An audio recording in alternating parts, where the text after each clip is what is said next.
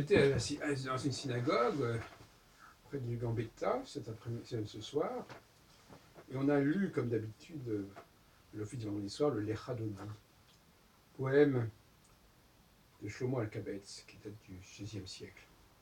Et en fait, c'est un drôle de poème, ce poème qui est au cœur même de la liturgie du Shabbat. Lecha Dodi, Likrat Kala, Pnei Shabbat Nekabla. Alors, il y a toutes sortes de mélodies là-dessus qu'on connaît bien. Et on répète cette formule. Alors, Lecha Dodi, mon bien-aimé. Et alors, donc, il y a cette idée de mon bien-aimé. Et puis, au bout de quelques lignes, on passe à tout à fait autre chose. C'est sanctuaire du roi, cité royale, lève-toi, sors du milieu de tes ruines. Assez longtemps as-tu demeuré dans la vallée des larmes, et le Seigneur s'émeut de pitié pour toi. Et on reprend, va mon bien-aimé. Alors, on ne voit pas très bien pourquoi ce refrain apparaît, alors qu'on est en train, jusqu'à la fin du texte, de parler des ruines de Jérusalem. Il y a déjà une incongruence, une incongruité qui est assez évidente. On ne comprend pas le rapport. Donc on a donc quelques lignes au début. Allez, et nous irons au-devant du Shabbat, car il est source de bénédiction.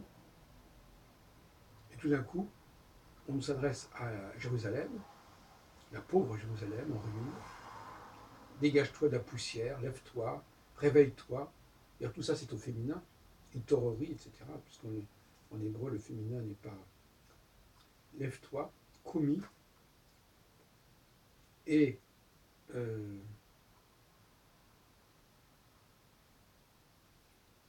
qu'est-ce que ça vient faire là-dedans?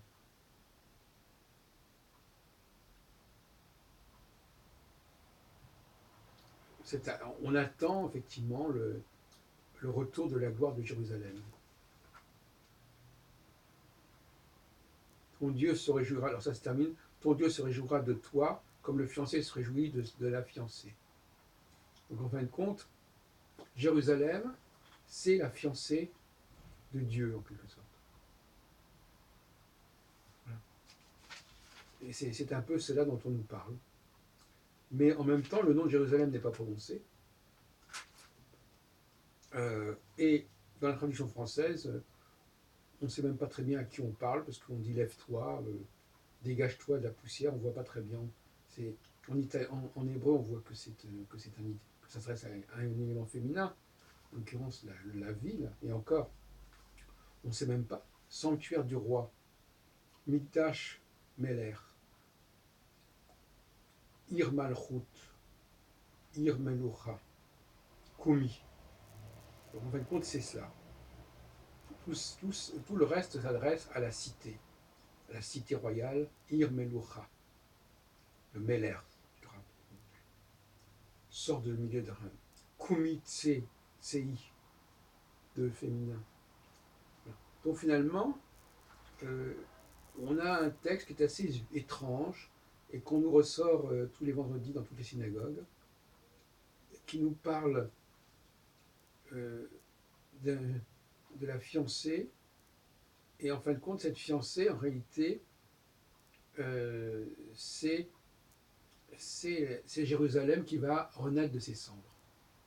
Mais vous interrogez 100 juifs pratiquants, je crois qu'il n'y en a pas un seul qui vous expliquera que ce texte s'adresse à Jérusalem et que c'est Jérusalem qui est la fiancée. Et mon bien-aimé, ici, en fin de compte, qui va au-devant de sa fiancée étant Jérusalem, c'est en quelque sorte le Seigneur. Et d'ailleurs, fait suite au Lecha Dodi, le Cantique des Cantiques, où là encore, il y a un rapport entre le bien-aimé et Dieu. Un dialogue, tantôt c'est l'homme qui parle à la femme, tantôt c'est la femme qui parle à l'homme.